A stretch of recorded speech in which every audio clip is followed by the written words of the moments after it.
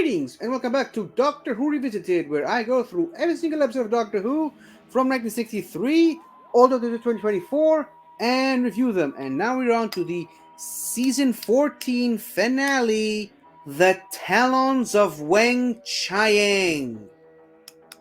Oh boy, the infamous episode. We're finally on to this one. So much to break down, so much to talk about, and you know what? I am going to go ahead and say it. I love it. I love this episode. It's one of the best episodes in Doctor Who of all time. It is also one of the most controversial episodes in Doctor Who of all time for good reasons. And some parts of this episode are inexcusable by today's standards. But, and this is a really huge but, you have to put the episode in the context that of when it was made. Okay, so a lot of things done in this episode are things that would never get done today, for obvious and very very well good reasons. But yeah, so there's some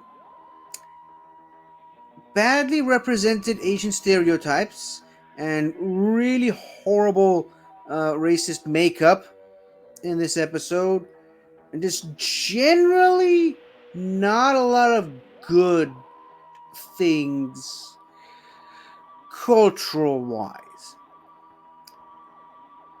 But again, you have to put it into the context of it's the mid 70s, it's a whole other decade, it's a whole other century away from where we are now. I mean, literally, this episode is almost 50 years old. Put that into perspective. Okay? This episode is actually literally closer to World War II than it is to today. That is mind-boggling. That is crazy. And so it is so far in the past right now. And what they did in this episode it wasn't right when they did it. They just weren't so consciously aware of how bad the things that they did in the episode were.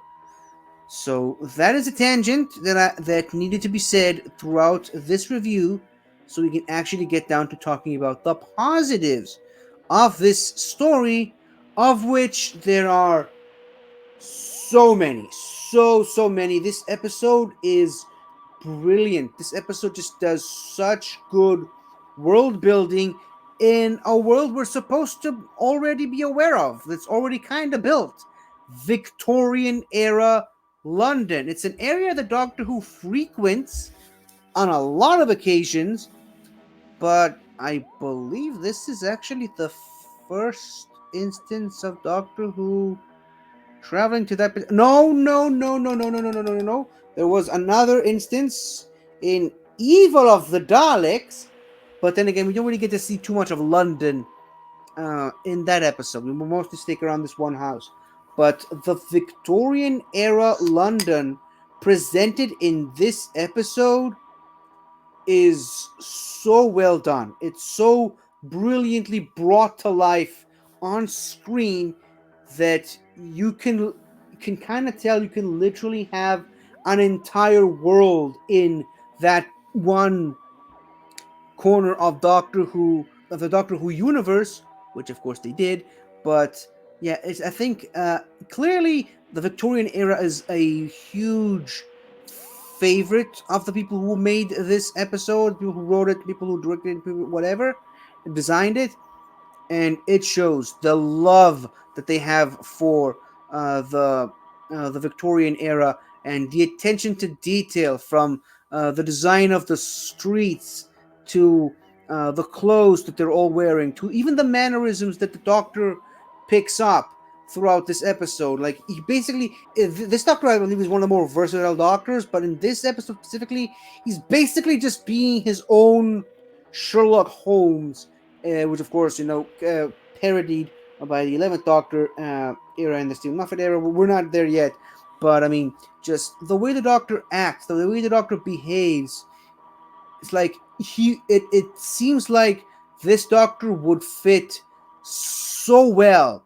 in this world of the late 1800s in London, the Victorian era London, and that's just the start of it. Like I said, the world building is so great with the introduction of the Black Scorpions clan and their relevance to the story. Kind of wish they would have explored that aspect of the story a bit more, but of course, there are other things took precedent in the plot. But that, of course, brings me to what is potentially the highlight of this episode, and why this episode is just so beloved by so many people, Jago and Lightfoot. The iconic duo, so beloved, they got their own Big Finish series, which is still the longest running Doctor Who series on Big Finish. Ran for 14 seasons, and the only reason they stopped doing that is because one of the actors passed away. And so, logically speaking, they could have continued. They could have kept this going, but of course they couldn't, and not anymore. But I mean, it is one of the most successful Doctor Who spin-offs of all time, and a big part of it goes to the characters. Mr. Henry Gordon Jago, brought to life by the amazing and incredible Christopher Benjamin. I mean, just this guy just injected so much life and soul into this character. From again the mannerisms, the way he speaks in alliteration, the character development that this character has when he goes from like a cheesy sleazeball at the beginning to someone who actually genuinely wants to do the right thing by the end, and it really just shows you the effect that being surrounded by the Doctor could have on a person like that. And oh my goodness, the Palace Theater.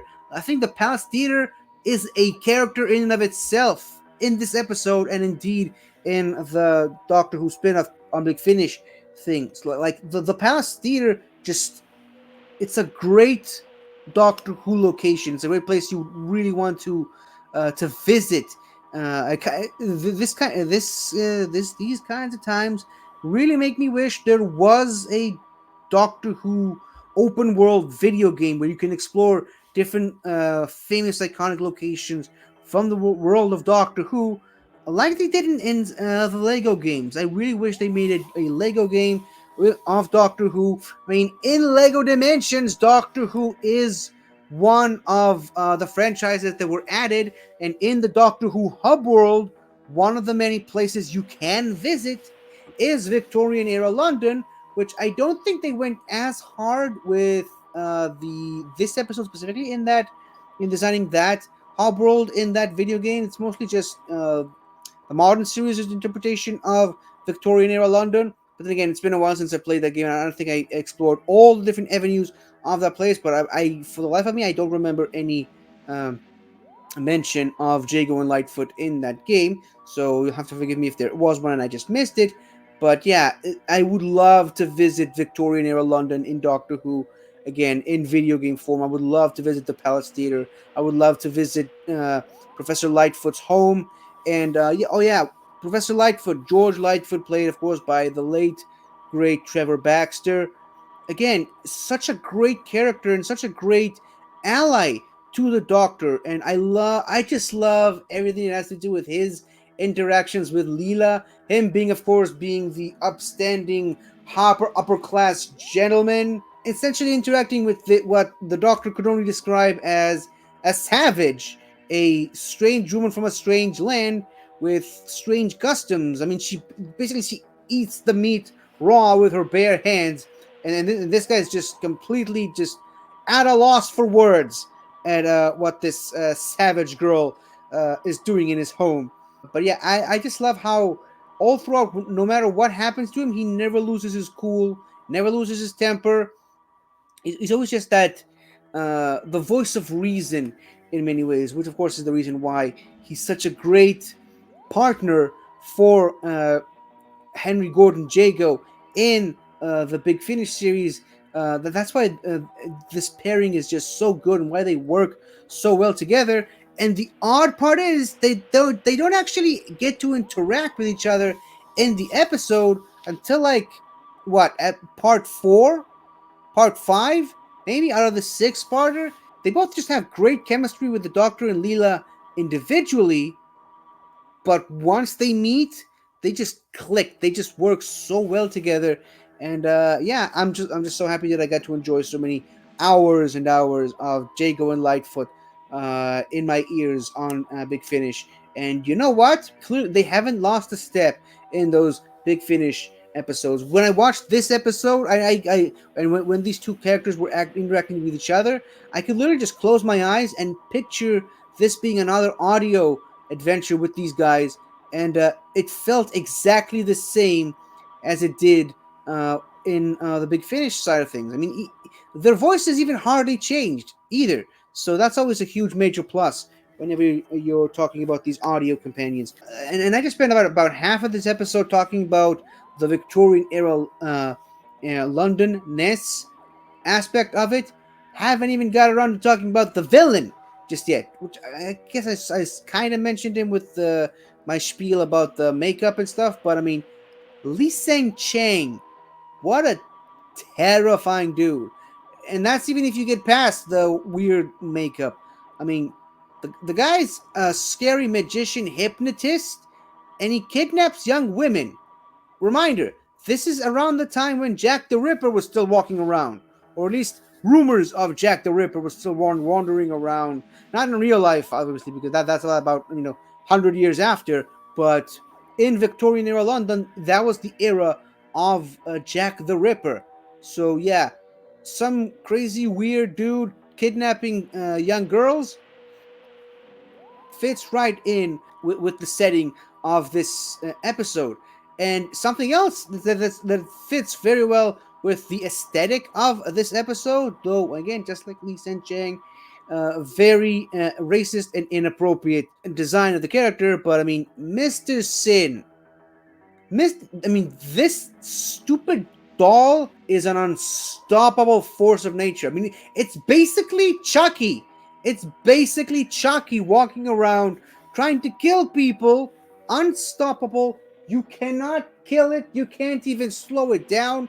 It always keeps chasing you, keeps throwing knives at you, and it'll get you in the end unless you find a way to get it first. So yeah, I think Mr. Sin is a uh, again, if you ignore the character looks, the way the character is designed as a concept, it is terrifying. It is scary, and I think Deep Roy, the Oompa Loompa guy from Charlie and the Chocolate Factory, the Tim Burton version, I think he did a great job bringing this character to life, and literally and figuratively, I think Deep Roy did an amazing job with this character and should be praised. But I mean, the big head honcho, the big main villain, of course, Weng-Chiang himself, otherwise known as Magnus Greel.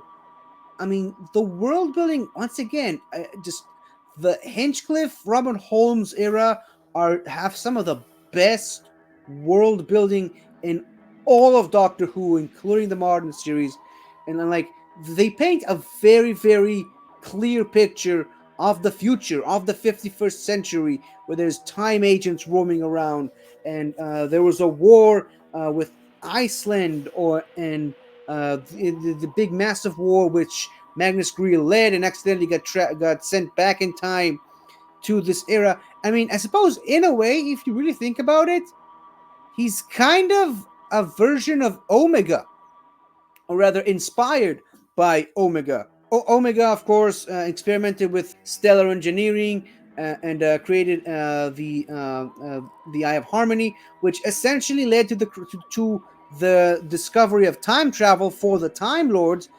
Of course, he got the short end of the stick of it and disappeared into a black hole, into a universe of antimatter. But he really never really knew quite what the impact of what he did had. And the same thing for Magnus Greel in this episode. I mean, the guy literally thinks he's a hero. He's a war hero. He should be celebrated. But sadly for him, history remembers him differently. And so does the Doctor. And I just think he's a great villain. He's a very tortured villain, a very Phantom of the Opera type villain, keeping his face hidden, and just I mean the pure evil that this character that just emanates from this character, like he's the now we find out why Lee Sen Chang is kidnapping young women, because the guy is just absorbing their life energy to keep on going, to stay alive. He doesn't really care so much what happens to those poor young women. That's disturbing. It's disgusting. I love it. And all the while, he's experimenting on sewer rats, turning them giant rats. He's got giant rats in his sewer that he uses as attack dogs, essentially. Again, just so many different elements of this episode come together so well, and they just work. This episode just works on every level, minus, of course, the makeup and the costuming and whatever. I talked about this enough. Even the magic show that the doctor kind of interacts with Lee Sen Chang. This episode's got great mystery, great comedy, horror, and just like I said, this episode is one of those stories that just works on every single possible level, and I just love it. It's definitely one of those episodes that you can tell why it became so popular. And on that note, for this rewatch, I watched the remake version of it, the re-release, the recent re-release with the improved effects. Because let me tell you, I watched the original version on my first couple rewatches. Does not look good. The eye effect on Lee Sen Chang, the giant rats. There's just so many elements that do not work. That really hamper this great story in the original. So I'm really happy that they remade it in modern times with modern updated effects. And I would not be opposed to them doing the same thing for kind of old Doctor Who episodes that have these cheesy effects. You can still have the cheesy effects, because I know people who like them. I have a really good friend who absolutely swears by the cheesy, corny effects. But for someone like me who just enjoys the story more so than just laughing at how cheap everything looks, those improved effects really do add a lot. I think the biggest example of that is Day of the Daleks, the remastered version, the special edition release. I don't know what you want to call it, but the remade version of Day of the Daleks, I think, is one of the best examples of how uh, doing this sort of stuff with new added effects works so well with Doctor Who, and the giant rats look so much better in this version of the story. So yeah, the Talons of Weng-Chiang, one of the best stories of all time, that unfortunately is hampered by some controversial stuff that was made by the filmmakers at the time, that they just were not aware of how bad or offensive what they're doing was. So you gotta condemn what they did, but you also it has to come from a place of understanding uh, why they didn't know any better. If that makes any sense to you. So that's it for me. That's it for this season. We'll be back next season with the introduction of one of the greatest companions of all time, but not, of course, in episode 1. We still got a bit more to go until then. But until that happens, everybody, goodbye for now. Hi there. Thank you for watching the video. And if you enjoyed it, don't forget to like, comment, subscribe, and tell your friends. I'll see you next time.